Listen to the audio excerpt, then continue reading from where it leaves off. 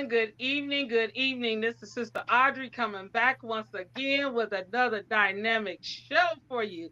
We got some special guests this week that I know you're going to be very pleased with. Very pleased with what we have to bring to you this week because they never disappoint. But before we get started, we always like to let Brother Mickey come on and give us his disclaimer for 810 News Media Group. Mickey, are you there? Okay. Yes, I got to run it across the bottom now. I don't even have to say it Oh, no more. you sure do. You got to use it. We update. We doing some good things over here at 810. He got the views of the host are not those of 810 News Media Group, although Brother Mickey may agree with us 100%, but we have to give that disclaimer each week. So you see on the screen with me, I have Dr. Ridgley Mumin. If you look him up on Facebook, you're going to see him as Dr. Ridgley Mumin. Mumin. I may be mispronouncing it, but I'll allow him to come back behind me and, of course, give it. And then also on the phone line, because of technical difficulties, I have Sister Carla Muhammad on the line. And I'll just say in brief, Dr. Ridgley is definitely one that runs our farms for the Nation of Islam. He goes all over and helps us out. I can't give him a better introduction than he can for himself.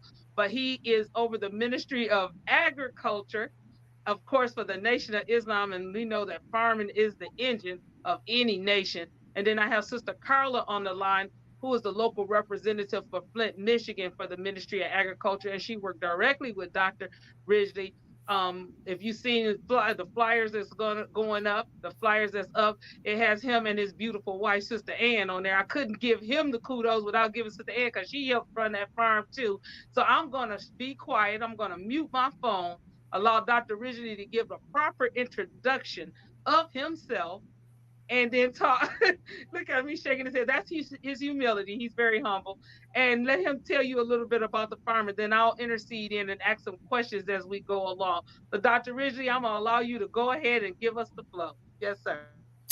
Assalamu alaikum. I'm not humble, but I have been humbled by Muhammad Farms and the Ministry of Agriculture and the Staple Goods.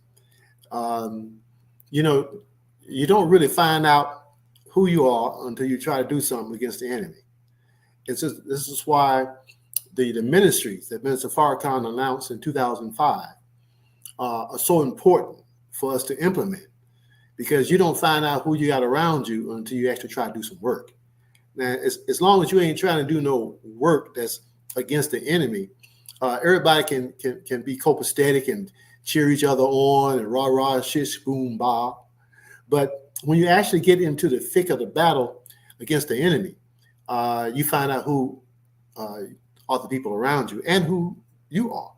Because in the end, like you said, farming is the engine for our national life. Food is the way that you stay on the planet. You got to have water, you got to have food, you got to have air. So if you control the food, you control the people, you control the world.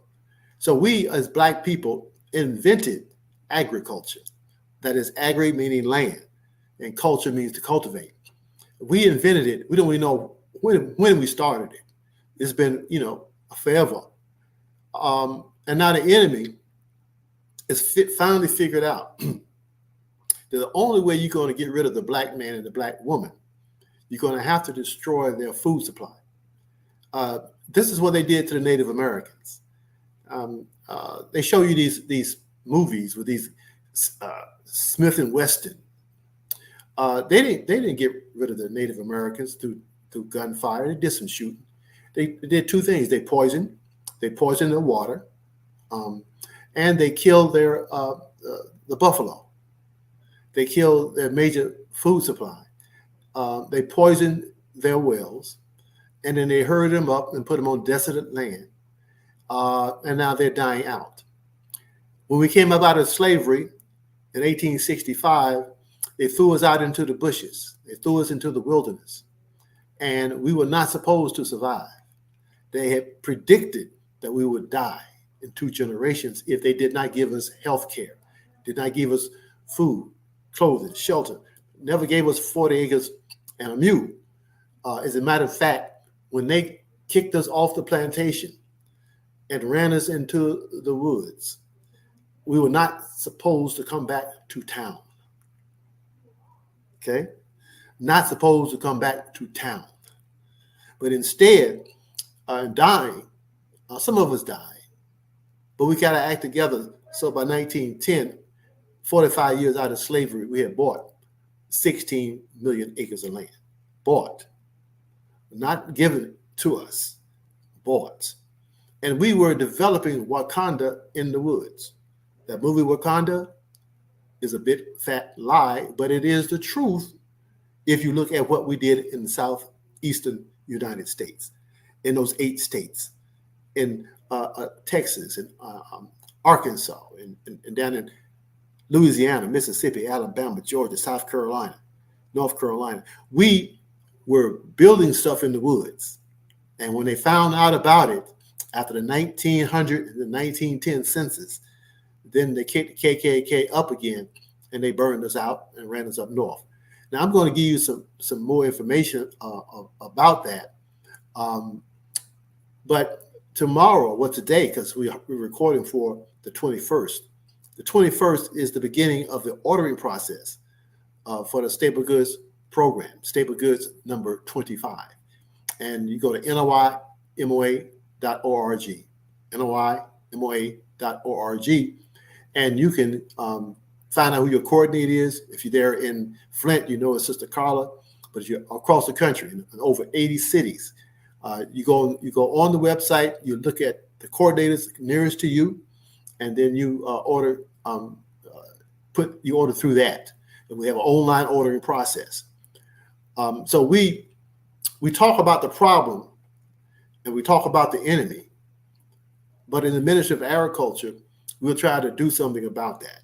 We're actually trying to provide real food, not fake food, decent food, good food. Some we grow ourselves, some we get from other people, but trying to provide food for our people, because Minister Farrakhan has recently said that we need to have enough food and supplies to last from 30 to 90 days. He said this, just my understanding, last week.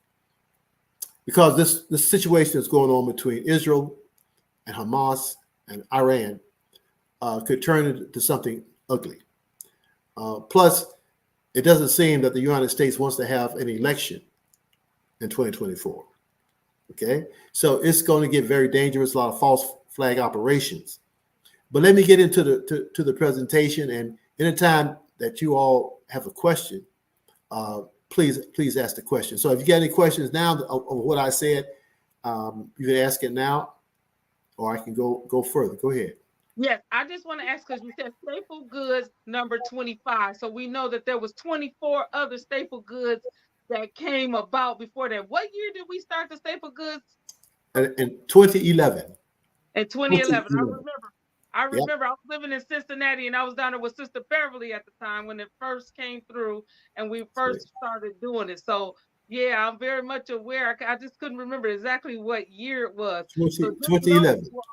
There was 24 other times that we have had the staple goods actually being ordered and sent out across the USA. So I just wanted to make sure everybody knew we're not new to this. No. This has been around for a minute. 25 means it was 24 other ones before this. That's right. Great. Yes, sir. Okay, I'll let you go ahead. Yes, sir. Okay, like I said, I have been humbled because it's been a tremendous humbling experience. And I thank Allah for Sister Ann, because she's the only person that could have withstood me during that period. She is my right arm, my best soldier. She is very, very smart, very, very keen. And so whatever ideas I might have, she'll chew them up for me. Okay. So by the time you see it, it's been chewed up already. Okay. So anyway, I'm here at my brother's house. He got good Wi-Fi. I don't have good Wi-Fi where I'm located at. I wanted to go out, with my phone and go in the fields and that type of stuff, but my Wi-Fi out at the farm is very, very iffy. I am on what they call the backside. I am actually at the edge of the county, next to a swamp, and hardly nobody comes out in this direction, except for hunters. So we're very, very isolated, like Yoda in the Star Wars. I'm out there in the swamp. But anyway, I just went to show that first slide, my brother. A couple of weeks ago, I went to Chicago to be a part of the food equity, or food security, or justice, food justice, and we have been discussing in the Ministry of Agriculture the USDA's new equity commission report that came out in February of this year, and it so happened that a representative from the USDA that was set up to implement the proposals that came out of the USDA's Equity Commission report.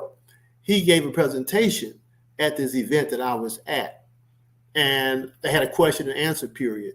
So I asked him some very pointed questions after I read to him a paragraph that was actually in the report that bears witness to what I've been saying for over 20-some years now about the undeclared war of the U.S. Department of Agriculture against Black farmers. But finally, they admitted. So, brother, can you put that first slide up? Okay. This is actually from page 14 of the Equity Commission report. Policies such as the Agricultural Adjustment Act, AAA, of 1933 led to the displacement of many Black tenant farmers and sharecroppers. AAA also gave local committees, let me stop there, displacement of many Black tenant farmers and sharecroppers. See, they're just trying to say they were displaced. What they're not saying is, no, you ran them off their land. Okay, and you sold it to somebody else. But at least they admit that they displaced many tenant farmers and sharecroppers, starting in 1933 with the Agricultural Adjustment Act. That was to adjust us out of here.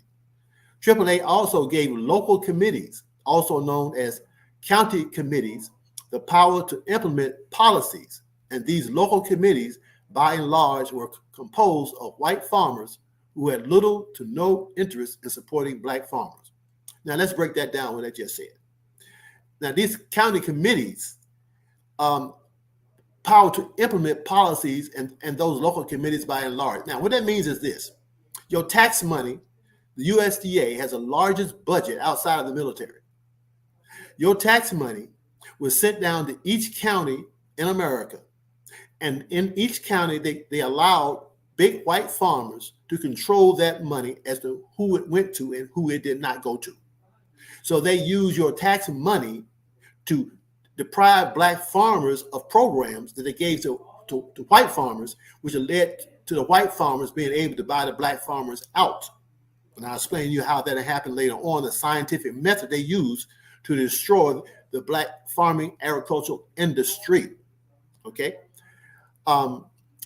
Equitable representation of minorities on these influential committees that control access, eligibility to a number of USDA programs is a struggle in that continues in 2024. Now, let me break down what that's saying.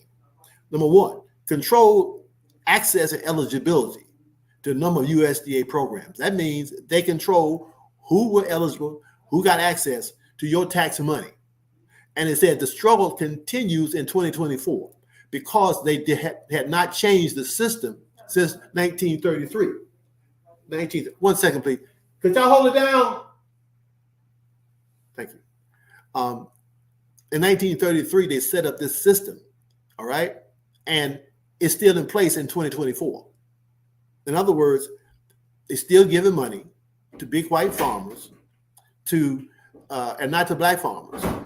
And later on, they tell you Black farmers who participated in the civil rights movement often faced violence and intimidation tactics, which also played out within county committees who withheld resources from Black farmers who called for social justice, civil rights, and political change. So when SNCC, for instance, came through Terrell County, I'm still on that slide. When SNCC came up to Terrell County, when they only had, I think, 2 or 3 people who could vote in Terrell County in the 60s, they were put in jail. And it was the black farmers who bailed them out because they used their property, the land that they own, as collateral. So they bailed the SNCC workers out. Now, for that, the county committees withheld government resources, your tax money, from black farmers. Not only did they withhold the resources, they would not allow a black farmer to buy or sell anything in the county, in Terrell County. They could not buy nor sell anything in Terrell County because they bailed the SNCC workers out of jail. Okay? So there's a war going on that you might want to know. So they've been fighting against us on the down low, and you don't know. And I've getting arguments with people who say, oh, see, you just making all that up, man. Ain't nobody bothering the black farmers. Well, we finally got it from their own horse's mouth in their so-called Equity Commission report, where they are saying that black farmers who participated in the civil rights movement often faced violence and intimidation tactics, which also played out within county committees who withheld resources from black farmers who called for social justice, civil rights, and political change. So the black farmers were attacked because they was defending the rights of all black people to vote. Okay? So, next slide. So at that equity, after he spoke, I put forward some demands, and eventually we're going to have to package these demands in terms of some type of bill to bring to Congress, because it's the Congress who set up the Agricultural Adjustment Act. It is Congress who funds the money to the USDA every year. As a matter of fact, they're getting ready to the new farm bill that goes from 2023 to 2028 is going to be $1.6 trillion. Okay. Now, $1.4 trillion is going to something I'm going to talk to you about a little bit later on. You'd be surprised what it's going to. But, so we're saying to the U.S. government, to Congress, give black farmers back the 14 million acres you stole. You stole it by taking our tax money and subsidizing white farmers and not black farmers, reducing prices on the market. So the prices were too low to make a profit, but you put underneath the table money to the white farmers, so eventually they could buy out the black farmers. So we said you stole it with government money. Number one. Number two, give black farmers all the equipment and supplies they need to farm that 14 million acres of land. No loans. Because that's how you trick the black farmers in the first place. Those you did give loans to, then you took their land by foreclosing on them. And we went to court in 1997 and 1999. They gave us this consent decree, which was a sham and a shame and a game, because they didn't. In the consent decree, you cannot have discovery. Discovery would have presented. We could have presented the DJ Miller report, which is 600 pages, that was paid for by the USDA. It was paid for when Esby, the only black head of the U.S. Department of Agriculture, when he was in office, he hired DJ Miller to do this report, this study. And it's 600 pages proving that the USDA had discriminated against black farmers knowingly, willingly, for decades. Now, when the black farmers go into court, if you go to court, there's something called discovery. You can ask for that information, but they did it in a consent decree. When they did it in a consent decree is no discovery. Therefore, they hid that document from the public. Okay? So that the farmers couldn't have access to it. Nobody could have access to it. And also that the adjudicators didn't have access to it. So therefore, they acted like now the black farmer had to prove individually that he had been discriminated against. He had to find a similarly situated white farmer who got the money that year for a program that he was denied. He had to first prove that he apply for the program. Then he had to prove that he's denied. Then he got to find one white farmer who got the money that year, and he did not. Well, guess what? Without discovery, you cannot go into the white farmer's USDA records to see which white farmer got the money. So therefore, you just have to guess as to who you think got the money. And of course, when they looked at it, they said, well, let's see here. Oh, nope, he didn't get the money. Wait a minute, can I see that? Nope, can't see that. Okay? Eeny, meeny, miny, mo. They got rid of the 3,000 black farmers who the farmers went to court to stop the foreclosure on. The farmers did not initially go to court to get no $50,000. They went to court to stop the elimination of the USDA of 3,000 black farmers who had borrowed money from them. But with the consent decree, they got away with getting rid of those 3,000 black farmers and gave money to other people who never farmed. They were black, but they never farmed. So you say, oh, black folks got a lot of money. Yeah, they did, but not the farmers who they stole the land from, and they ripped them off even more. Okay? All right, next slide.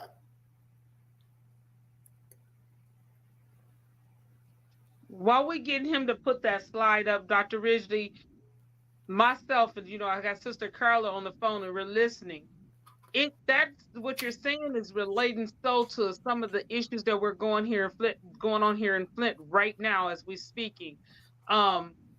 It's just so interesting how that correlates. I'm just gonna tell people, they don't know that in the beginning, when it first was announced that we had the water issues, Dr. Ridgley was one who actually did call, checked on us, helped to facilitate, helped us to get some things and tell us some of the things that we needed to do. I appreciate that. You and Brother Tony was on it from Albany. You all stuck in there. A lot of people don't know the hands that was behind a lot of the stuff they may have seen us doing. It wasn't us. We didn't know, but it was you all who actually gave us that spiritual, that physical, those words of encouragement, the support that we really needed. We just had an issue here in Flint in this area where we had 190 homes grouped together, taken by the land bank or the county, and sold as a group to a conglomerate. So these people who were living in their homes lost their homes to back taxes. So we talk about black, brown, poor people, white people, it didn't matter. They lost their property. And we're still here this week coming up on the 25th, make 10 years of the water switch. And I hate to say this, but Dr. Ridgley asked me a long time ago, what you gonna do, just die up in Flint? Because he knew then the water wasn't going to get fixed. And it's still, Dr. Ridgley still is not fixed. We haven't even finished up the pipe replacement line. Sister, I know people don't like to be hearing all this negative stuff. Yeah. They want shish boom bar hoorah type of stuff. Yeah. Unfortunately, I'm not that type of person. I determine what the problem is, and then I try to set up solutions to the problem. So I don't give you problems without solutions. So me and Brother Tony did what we could to help you to find solutions to your problem as you continue to fight with the enemy who I know you won't get nothing from. So we found you some people that you can get some water purification systems that will not cost y'all an arm and a leg, because we know that they will not go do anything for it, because the University of Michigan wants that land, okay, in Flint, to set up a new expansion of their university and make Flint a college town like Ann Arbor. Okay, so they do not intend for you all to continue to live there. They're going to snatch that land and build nanotechnology like they're doing down in Greensboro, North Carolina, on the farmland of North Carolina A&T State University. They're going to develop this fake food, fake everything systems and make everybody a slave to the New World Order. And they're going to use the university system to help find the ways to do that. And they plan to put some of those satellites in Flint, Michigan. So you're never going to get anything straight in Flint, Michigan, because they already decided they're going to take that land and put this new technology and the new industries that they do all over the country around these universities. Then these big corporations set up manufacturing based on the technologies that was developed with tax money. And then you cannot get that technology because now it's priority, patent property of the corporation, but it was done with public money. Yes. This is how they play.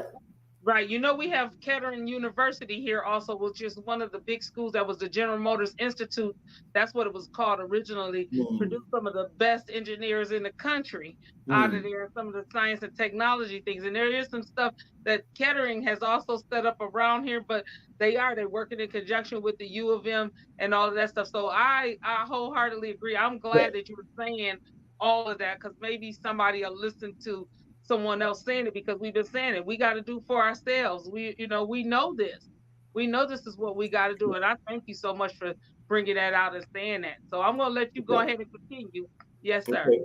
Go back up to the previous slide, brother. I haven't finished that one first. Okay. Number 3, give us the money and legal support to open up 100 Black cooperatively owned full-scale grocery stores to sell Black farmers and other small farmers' products. Now, this says right into what we're doing in the Ministry of Agriculture, because we intend to set up 80 to 100 cooperatively owned full-scale grocery stores across the country, with or without the government's help. However, we are going to demand that Congress help us to do that because you destroyed the whole agricultural industry. When you destroy the Black farmers, you also destroyed the Black high schools, you destroyed the Black HBCUs, and the Black land grant colleges don't even teach farming anymore. Okay, now go down to the next number 4. Get rid of the county committee and train and place young Black people to determine who is to get funds from USDA programs for each county with substantial Black population. We say 20% or more.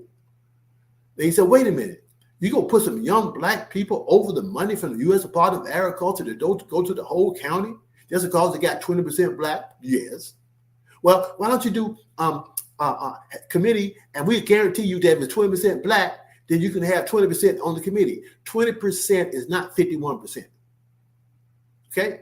Crackers vote together. So if you have 20%, you get nothing. If you have 50%, you get nothing. If you don't have 51% control, that's the only way you can make anything happen. If you have 50% control, then you can always have a stalemate. And you still can't get nothing happen. So no. You done had since 1933. Somebody do the math on that. You done had 90 years of thievery.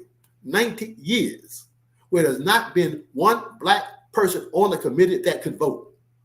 Not only not a majority, you had people who they call observers. So you get one Black farmer to observe you robbing everybody else. You never allowed them to vote for 90 years. It's just like we run a 100-yard dash. And you on the podium and they put the gold necklace around your neck. And now you're telling me to run. You're on the podium with the gold around your neck. Why the hell should I run? Hell no. Another race. Another race. This time, we control the gun. We control the tape. Okay? We make the decisions. Who win, who lose, and who get disqualified. How about that? Oh, you can't handle equality, can you? Okay. So, number 5. Provide full scholarships for Black people to study farming and other food-related industries at properly revamped agriculture programs at Black land grant colleges.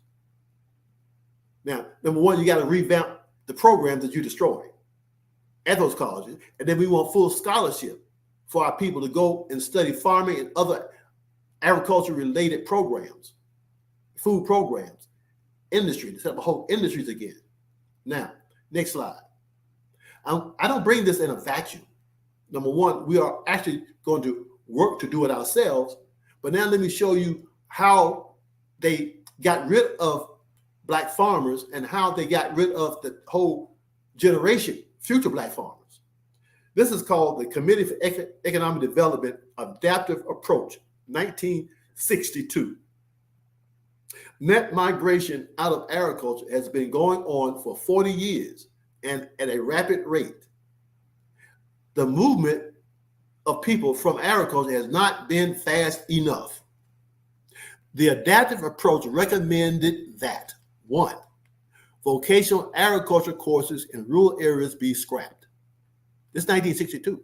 Now, not only did they destroy rural vocational agriculture, now they destroy vocational anything courses in high school.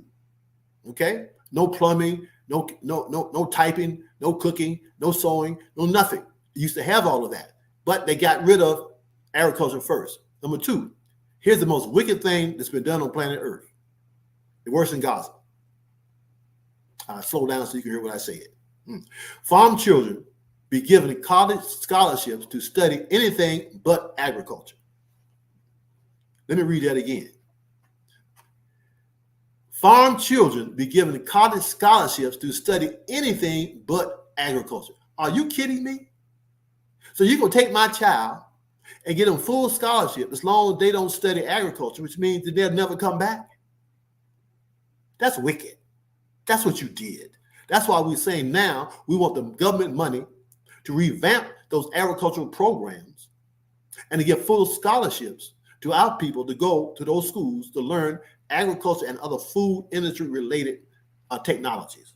Okay? Why? Because you destroyed ours on purpose. Now, 3, agriculture prices be substantially lowered. Wait a minute. I thought this was a free market economy. Who the hell is going to lower the agricultural prices? See, that's what a communist country would do. But I thought this was a capitalist country. I thought there was supply and demand. But now you are telling that you're going to agricultural prices be substantially lowered and temporary income programs be instituted to protect the most, quote, suited for survival. So who do you think is suited for survival? White farmers, not no black farmers. See, these code words, this slick ass crap they put in legislation, so you can't, if you don't have the mind of Muhammad, I'm talking about Elijah Muhammad. If you don't have that mind, you asleep on this stuff. But when I see words like temporary income programs being instituted, that's what we call subsidies. As it suited for survival, that means you give to white farmers and not black farmers, okay?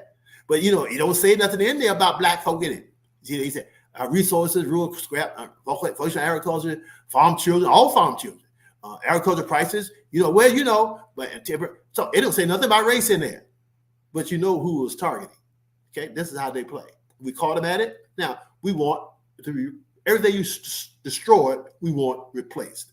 No loans, replaced. You give Israel $4 billion a year. You're trying to give them another $12 billion for this war in Gaza.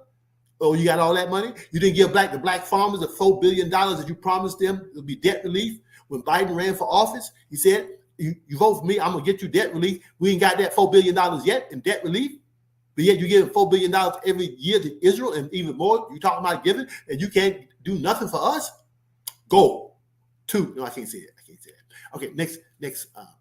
Next slide. So I just wanted to show that this what we're up against is not. Hold on 1 second. I'm finna get it for you.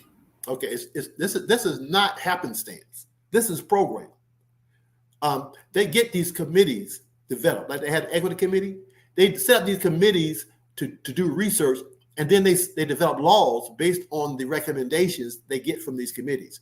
And so that's the recommendations they gave to the U.S. Department of Agriculture of how they go get more people off the farms than they were already getting off the farms in 1962. And every program that you see that they had talked about doing, they did it and they were successful. And now we only got 2 to 3 million 2 to 3 million acres left out of the 16 million acres that we had. That's why we're asking for at least 14 million acres of land. And don't tell me you ain't got the land, because what? There's estimates that only 40% of the land in America now is owned by foreigners and big corporations. You've already been sold out of America. Bill Gates ain't the only one that got the money, America, got the land, America. China got the land, America. Canada got the land, America. Everybody got the land of America except the black farmers. So we want the land back, and the Native Americans need to get some of that land back that you stole from them. Don't talk about, well, these are private land. Did you just hear what the sister just said about what they doing up there in Flint? They come to eminent domain your shit. They come in and they what they call condemn your stuff. Condemn it and take it. Well, damn it, condemn some of this that stuff that these foreign people have. Condemn that and give it back to the American people, in particular the black farmers. Now, whites plan for us to die off like the Indians. Jewish mathematician Frederick L. Hoffman in 1896, after looking at the death rates of blacks versus whites, discovered that blacks were dying at a much faster rate than whites. Therefore, he convinced American politicians to deprive black people of health care, which would solve the race problem by letting us die in the wilderness of North America. He predicted that although there were 7.5 million black people in the U.S. in 1890, in 2 generations, they would die off. Next slide.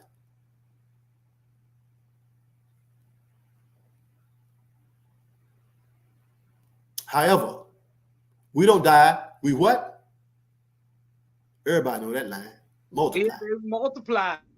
In 1910, now remember, now this is 1890. He said 1896. He said we would die off in 2 generations, right? But by 1910, black population had grown to 10 million, from 7.5 million to 10 million. We had 7 medical schools. They would not give us health care. We gave our own damn self health care. We had 7 medical schools. We had bought 16 million acres of land. We had 60 plus towns, such as Bayou, Mississippi, Nicodemus, Kansas, Langston, Oklahoma, Bowley, Oklahoma, and others. We had 200 hospitals by 2023. 200 hospitals. We only got 1 left now, that's at Howard. We used to have 200 hospitals. We had 50 banks by 1920. 50 banks. So we learned how to handle money. All right. 1921, Tulsa had over 600 businesses. Durham, North Carolina had 150 businesses. Warren Colburn built operating a cotton mill from 1901 to 1904 in Concord, North Carolina. Then he mysteriously died. So it's not that we did not try to do things. And as a matter of fact, Tulsa, Oklahoma was rebuilt in 1926. It was bigger than the old Black Wall Street. Okay. But then in 1971, they ran 2 superhighways right through the middle of Greenwood and completely destroyed it forever. They condemned it and they put highways over it. That's how they got rid of Black Wall Street for good. Next slide. So in 1910, we had 50 to 60% of the farms in South Carolina. We had 60% or more of the farms in Mississippi. And then in Louisiana, Alabama, and Georgia, we had between 40 and 50% of all the farms in 1910. Okay, so when Honorable Elijah Muhammad said we want 8 states, you can look at that map right there and see what the 8 states should be. Is the ones that we had predominantly bought for ourselves anyway, and that were taken away from us. So those are the predominant. That's what we got to have back as a start. Okay, next slide.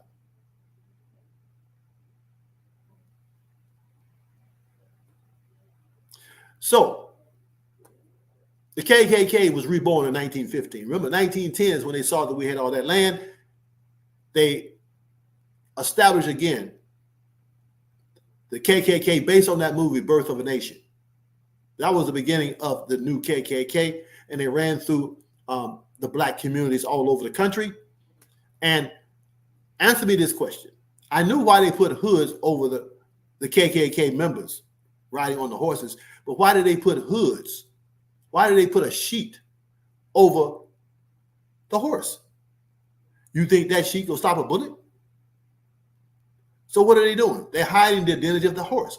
Why are they hiding the identity of the horse? Because the horse will let you know who the rider is. And we know the horse because some of those riders were Jewish merchants. Remember, we couldn't come to town. So the Jewish merchants would go out there with their little covered wagons pulled by their horse into the black communities in the swamp and would sell them items. Okay? But then after we had cleared the land, we had cut down the trees and made the land sowable and began to grow products. Then they came through and they put the hoods on their head and they covered their damn horses and they came through and ran us off that land and then sold it to another set of immigrant white people. That's what they did. That's why they hid their horse, because we would know them by their horse, because you're the same one that was here yesterday that sold us the liquor. You're the same one yesterday that sold us the shoes. You're the same one yesterday that we sold you some of our products to. So don't come we know who you are, so they had to hide the horse. Okay, next slide. Next slide. Okay, so they ran us from 1910 to 1960s. You see, they ran us out of the South into the North. And then in the 1960s, they come up with this new adaptive approach to run even more of us off the land. Okay, next slide.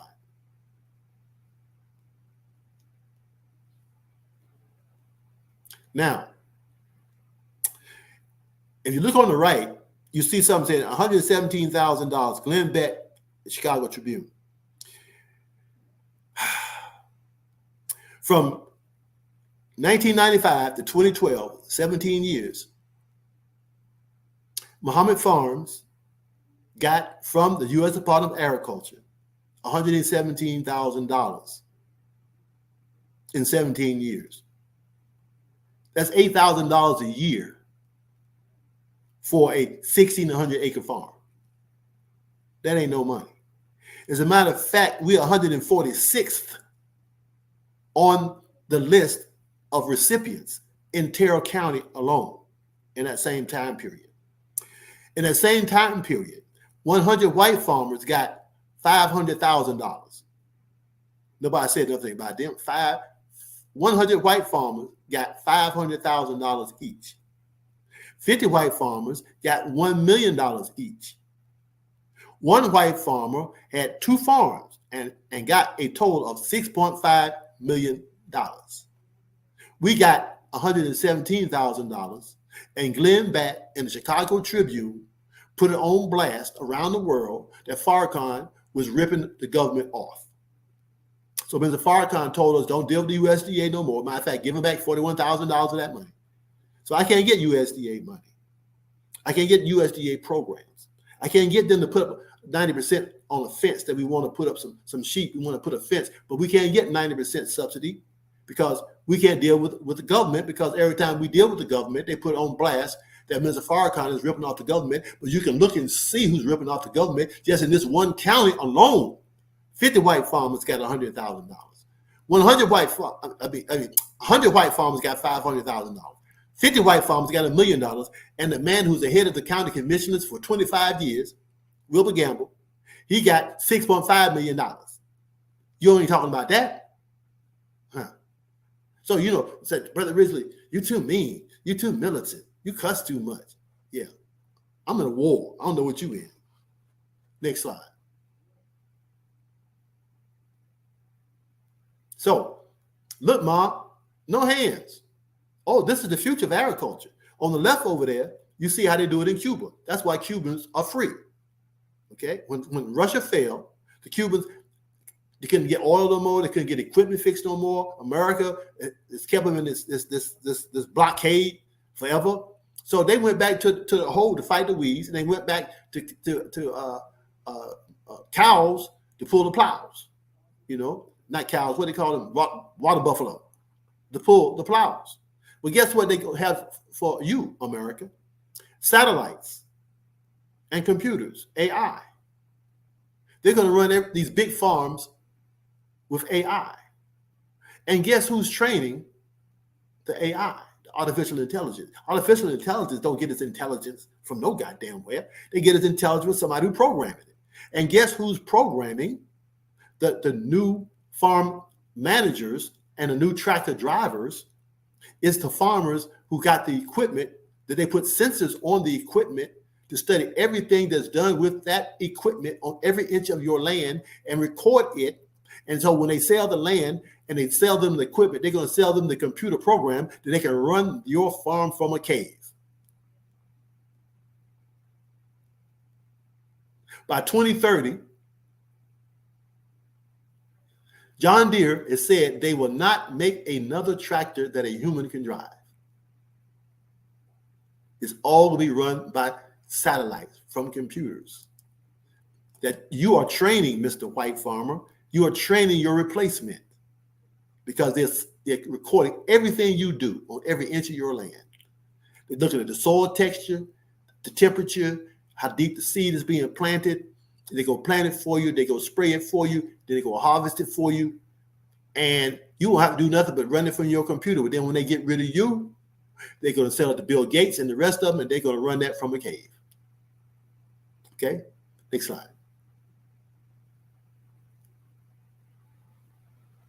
And guess what? Agri means land.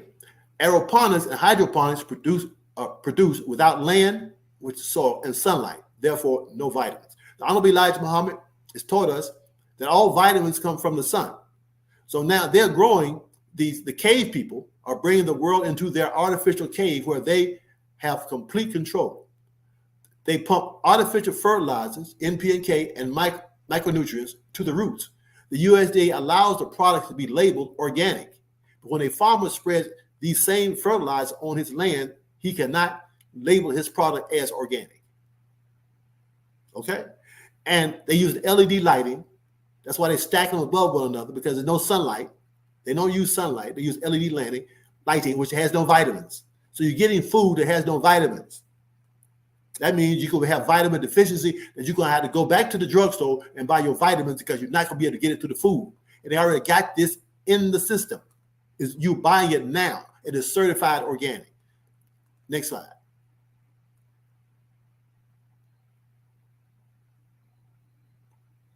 Next is lab-grown milk and fake lab-grown meat. Next slide. So we're asking you to go to noymoa.org to get involved with the present stable goods program that starts April 21st. That'll be today when you see this. Get on www.noymoa.org and get yourself stored up, because there's going to be a shortage of food and toilet paper and all this other type in a minute. They're getting ready to do some false flags. They're going to shut this thing down before the election can come around, because they don't like the way it's going to be going down. Because some white people who figure this shit out, and they're not going to stick around. If you put somebody else in there that they don't like, they're going to come and pull the people out of office by physically pulling them out, because they realize that you shot them up with this poison that you call a vaccine. And now they're mad as hell. You tried to kill their children. So they mad as hell at you, white boy. You've been led astray by these Jews. Well, now they'll put you in hell, and your people go burn you up. Okay? Now, we're going to have to get out, because there's going to be a war going on that you might want to know. These white folks will start shooting one another. You need to get out of the way. They don't like us. They ain't going to be like, we shall overcome. No, we shall shoot and bomb. That's what they do. Okay? We need to split, because it's about to hit the fan. So, any questions? Assalamu alaikum. You're on mute. Okay, there you go. Wa alaikum salam, sir. I absolutely love being in your presence, and you and Sister Ann, and I always learn so much anytime I listen to you. I remember years ago you were talking about, you related, and I always look at the carrot and take the carrot. You said what used to take you to be able to eat one carrot, now you got to eat about 3 carrots to get the same amount of nutrition. I'll never forget you talking about that. And I kept saying, okay, that makes sense. Now, like myself, I'm vitamin D deficient. My sister, who stays in the sun, who constantly is out in the sun because she golfs. She lives in Florida, so she gets a lot of sun. She's vitamin D deficient. It's the food that we're eating. I know that when we first started, the announcement came about the water crisis here in Flint. They started telling us all of the supplements and new vitamins and stuff to make sure we take, like the vitamin D, the vitamin C, the iron. They said because we needed to get the extra supplements in our body to make sure that the lead did not attach to the nervous system, to the neurons, and then that was what was going to be causing a lot of the problem. So a lot of us fell back off of that, from making sure we take those nutrients. And then we had COVID happen. Once COVID happened, it was the same exact nutrients we were told to take.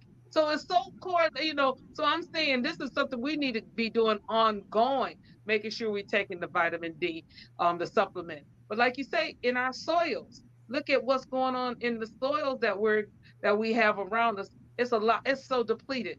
My daughter, she does educational research for UC Berkeley, and her and two of her friends, one is in California, one here in Flint, and then one on like in Massachusetts. She got a program and got grant dollars from UC Berkeley to go in and test the soils in Flint and in those areas. They found so many different things inside the soils that they're not telling us. So if you call out the state to sample the soils, see if it's okay for you to grow in, they're saying, okay, oh yeah, you could grow in it. She looks in it and say, y'all got lead in this soil, you got this in the soil. They look for only certain things like radion and all those kind of things. She said, this soil is not good. You're gonna just grow food that's gonna have this same stuff stuck in it. You'd be surprised. And one of the major places that they were trying to get people was like the poor areas, which was near the old Buick factory that's no longer there. The Buick factory is gone, but it's a lot of those places. Like my sister lived down there. That soil wasn't any good. It was in an area where they had a lot of power lines and stuff. And she thought about these power lines is probably giving me a lot of radiation in the soil. So she had stopped before my daughter was testing. But I knew a few other people who were actually growing gardens, and it was like a community garden, but they had no clue it was full of different contaminants. See, the only thing you can do, I'm sorry, Mm-hmm. is move. It's moved. That's it. And That come back down south, and come and get you some land, and let's set up Wakanda all over again. Come yes, on, sir. y'all. Because there's no mystery God. Now, Mr. Farrakhan up in Detroit a couple of years ago, he gave us a blueprint. He said, listen, you take over the states, and you take over the states by taking over the counties one by one. You move into those counties, you become the majority, and you vote yourself in power. Yes. Then when you Exactly. vote yourself in power, then you can set up the economic programs, the economic incentives to bring in new industry into your county. Because these big white boys don't want no industry in here because they want cheap labor, plus they want to buy the land. They don't want you making the price of land go up because they're trying to buy it all to run their farming operations. Now, they ain't gonna run it after the children not gonna run it, but they're gonna sell it to the highest bidder. Right. Yes, So when sir. China comes along or Bill Gates come along, they want to have it up and running so they can get the best prices for it because they know that their children are not going to farm it. Yes, sir. Children Yes, are sir. already down at the beach drinking and snorting. Okay, they're not going to farm it, so they're Yes. trying to at least get it make it look good so that the foreigners will come in and buy it. And when the farmers buy it, they're going to buy the computer chip that run the farm. So now Terrell County is going to be one big farm operation owned by somebody you never see. That's right. Yes, sir. Yes, sir. If we allow that. However, if Yes. we move down here in numbers, we can buy up the land and keep them from getting it and stop and block their plans. But somebody's got to make that move. I understand because people are tied to where they're at, basically mostly because of other family members who they're trying to protect, trying to take care of. It's a shame that they laugh at the Muslims, but when it comes to something, when they really need something, they use the Muslims in their family to help them because we're the only stable people who they have they can go out and get any help from. That's But yeah, right. we trying to keep them alive, and they're stuck. They're not leaving because they got this attitude about farming, about the South, and they dying and getting shot, killing one another. But they're scared to come south because they think about the KKK. I mean, come on, y'all some punks. That's right. Yes, sir. Yes, sir. We got less than we're pretty much close to 5 minutes. But I just want to say this. I know in Tarrant County, this is where the farm is at in Georgia. So for those who don't know, I knew there was a problem with the roads and the flooding out of the roads and stuff. And you ran a few years ago for county commission. Can you real briefly say something about that? Because people don't know stuff about that. Tell us a little bit about that real quick. Okay, this is 2024, Mhm. and I thought about running for county commissioner, the head of the county commissioners again, but I decided not to, Okay. because when I ran in 2020, I had a diagram when I passed out to people to show them how to switch the power in Terrell County. Terrell County is 60.6% Black. The city of Dawson is 84% Black. And the city of Dawson has 2 districts. There's 4 districts in Terrell County. 2 of the districts are in Dawson, where the majority of the people are at. And they're 84% Black in that city. Therefore, you should always have at least 2 Black county commissioners, because 84% Black. Out in the rest of the county, where there's 2 other districts, is 66% white. So you know that you're always going to have 2 whites. Now, the county commissioner, the head of the county commissions, he then is the tiebreaker. There's one family that's been over there for 25 years, and then his son took over for the next 4 years, and I ran against his son. Okay? But I only got 25% of the vote. I was thinking about running again. But something happened. 2022 elections, that 2 Black seats,